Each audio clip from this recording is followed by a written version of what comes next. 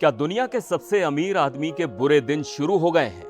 क्या वो इंसान जो मंगल पर बस्ती बसाने का सपना देखता है, धरती पर अपनी ही जंग हारने वाला है? एक तरफ है अकूत पैसा, टेक्नोलॉजी और दुनिया को बदलने का जुनून, और दूसरी तरफ है दुनिया के सबसे ताकतवर देश की सत्ता, जिद और एक ऐसा गुस्सा जो किसी को भी बर्बाद कर सकता है। जी हां, हम बात कर रहे हैं इलॉन मस्क और डोनाल्ड ट्रंप की।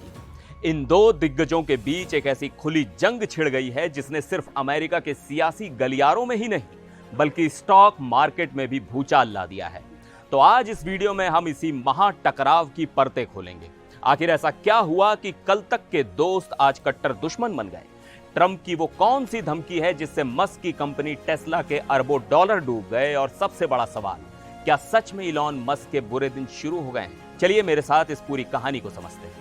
नमस्कार, मैं हूं सिद्धार्थ प्रकाश। तो कहानी शुरू होती है एक बिल से, ट्रंप का ड्रीम प्रोजेक्ट, जिसे वो कहते हैं द बिग ब्यूटीफुल बिल। ये एक बहुत बड़ा घरेलू नीति का बिल है जिसमें टैक्स कटौती और सरकारी खर्चों का जिक्र है। अमेरिकी सेनेट ने इस बिल पर बहस करने के लिए एक वोटिंग की और बिल मामूली अंतर से पास हो गया। बस यहीं से असली खेल शुरू हुआ। इलॉन मस्क, जो ट्रंप के समर्थक माने जाते थे, अचानक से इस बिल के खिलाफ आग बबूला हो गए। सोमवार और मंगलवार को उन्होंने एक्स पर पोस्ट की झड़ी लगा दी।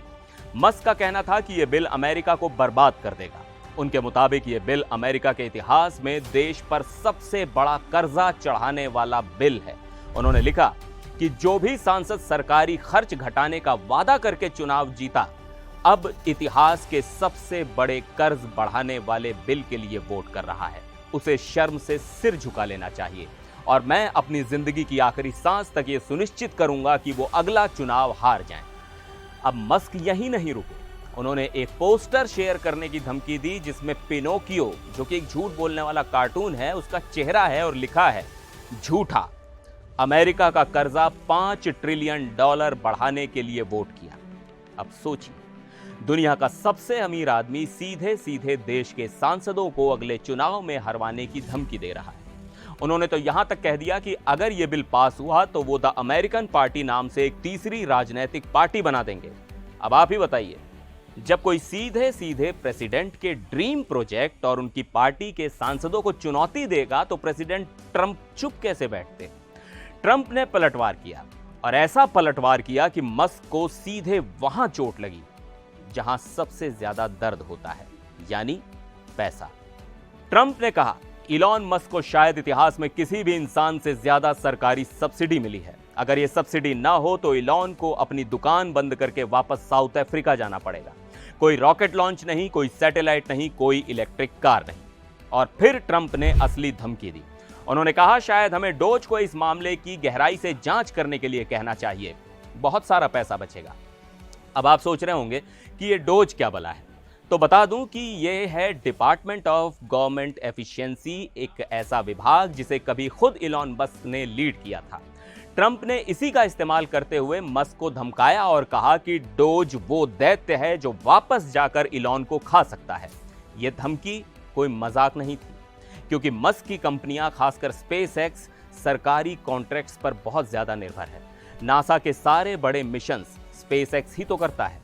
और बात सिर्फ स्पेस एक्स की ही नहीं है, टेस्ला को भी सरकार से अरबों डॉलर का फायदा होता है। जैसे इलेक्ट्रिक गाड़ी खरीदने पर मिलने वाली $7,500 की टैक्स छूट। इसी छूट की वजह से टेस्ला अपनी गाड़ियों की कीमत बढ़ा पाती है और सेल्स भी बढ़ती है। एक अनुमान के मुताबिक अगर ये टैक्स क्रेडिट और दूसरे रेगुलेटरी क्रेडिट खत्म हो जाएं तो टेस्ला को हर साल $3 बिलियन यानी करीब 25,000 करोड़ रुपए का सीधा नुकसान होगा। और ट्रंप ने इसी दुखती रग पर हाथ रखा। उन्होंने कहा कि इलॉन इसलिए परेशान है क्योंकि उसका ईवी मैंडेट खत्म हो रहा है। मैं बता दूं, वो इससे कहीं ज्यादा खो सकता है। और ट्रंप की इस धमकी का असर तुरंत दिखा भी। सोमवार और मंगलवार को जब पूरा अमेरिकी स्टॉक मार्केट रिकॉर्ड बना रहा था, तब टेस्ला का स्टॉक 9% तक गिर गया। यानी सिर्फ 2 दिनों में निवेशकों के हजारों करोड़ रुपए स्वाहा। जानकार कह रहे हैं कि ये लड़ाई अब एक सोप ओपेरा बन गई है जो टेस्ला के स्टॉक पर भारी पड़ रही है। निवेशक डरे हुए हैं कि कहीं ट्रंप सच में मस्क की कंपनियों के खिलाफ कोई एक्शन ना ले लें। वो चाहते हैं कि मस्क की राजनीतिक लड़ाई छोड़कर टेस्ला पर ध्यान दें। अब एक और दिलचस्प बात, इलॉन मस्क का पूरा बिजनेस एम्पायर अमेरिकी सरकार की नसों से जुड़ा हुआ है और ट्रंप जब चाहें तब मस्क की दुखती रग दबा सकते हैं। कैसे? चलिए समझते हैं। देखिए, मस्क की लगभग हर बड़ी कंपनी किसी ना किसी तरह से अमेरिकी सरकारी एजेंसियों के रेगुलेशन और निगरानी में है। टेस्ला की गाड़ियों, खासकर उनके ऑटो पायलट और फुल सेल्फ ड्राइविंग सिस्टम की सेफ्टी की जांच NHTSA यानी national highway traffic safety administration नाम की एजेंसी करती है। अगर ये एजेंसी टेस्ला के खिलाफ कोई सख्त कदम उठा ले तो कंपनी को अरबों का नुकसान हो सकता है। स्पेसएक्स, ये मस्क की सबसे बड़ी ताकत भी है और सबसे बड़ी कमजोरी। स्पेसएक्स को रॉकेट लॉन्च करने के लिए FAA यानी फेडरल एविएशन एडमिनिस्ट्रेशन से लाइसेंस लेना पड़ता है। FAA पहले ही लाइसेंस नियमों का पालन न करने पर स्पेसएक्स पर जुर्माना लगा चुकी है और रॉकेट धमाकों के बाद और भी कड़े नियम लगा सकती है। इतना ही नहीं, स्पेसएक्स की सैटेलाइट इंटरनेट सर्विस स्टारलिंक को FCC यानी फेडरल कम्युनिकेशन कमीशन से स्पेक्ट्रम यानी फ्रीक्वेंसी की जरूरत पड़ती है। अगर सरकार यहां अड़ंगा लगा दे तो स्टारलिंक का भविष्य खतरे में पड़ सकता है। तीसरा, न्यूरालिंक। मस्क की यह कंपनी जो इंसानी दिमाग में चिप लगाने पर काम कर रही है, उसे क्लिनिकल ट्रायल्स के लिए FDA यानी फूड एंड ड्रग एडमिनिस्ट्रेशन की परमिशन चाहिए। FDA पहले ही सेफ्टी कारणों से एक बार एप्लीकेशन रिजेक्ट कर चुकी है। सरकार चाहे तो यहां भी मुश्किलें खड़ी कर सकती है। X, मस्क के सोशल मीडिया प्लेटफॉर्म X की जांच FTC यानी federal trade commission data privacy को लेकर कर रही है। तो आप देख रहे हैं, NHTSA, FAA, FCC, FDA, FTC, ये वो सरकारी हथियार हैं जिनका इस्तेमाल करके ट्रंप प्रशासन इलॉन मस्क को परेशान कर सकता है। जब प्रेसिडेंट खुद किसी के खिलाफ हो जाएं तो ये एजेंसियां और भी ज्यादा एक्टिव हो जाती हैं। तो वापस उसी सवाल पर आते हैं, क्या इलॉन मस्क के बुरे दिन शुरू हो गए हैं? अब देखिए, ये कहना कि मस्क खत्म हो जाएंगे जल्दबाजी होगी। मस्क भी बहुत ताकतवर हैं। वो एक बड़े पॉलिटिकल डोनर हैं और उनकी टेक्नोलॉजी, खासकर स्पेसएक्स, आज अमेरिकी सरकार की जरूरत भी है। नासा अपने एस्ट्रोनॉट्स को स्पेस में भेजने के लिए स्पेसएक्स पर निर्भर है, लेकिन अमेरिका के प्रेसिडेंट से सीधी टक्कर लेना किसी के लिए भी आसान नहीं होता। ये ब्रो फाइट या दो दिग्गजों की लड़ाई अब सिर्फ बयानों तक सीमित नहीं है। इसके पीछे रेगुलेटरी एजेंसियों का एक पूरा जाल है, जिसमें अगर मस्क फंसे तो उनके बिजनेस एम्पायर को भारी नुकसान हो सकता है। ट्रंप ने मस्क की दुखती रग पकड़ ली है और वो है मस्क की कंपनियों की अमेरिकी सरकार पर निर्भरता।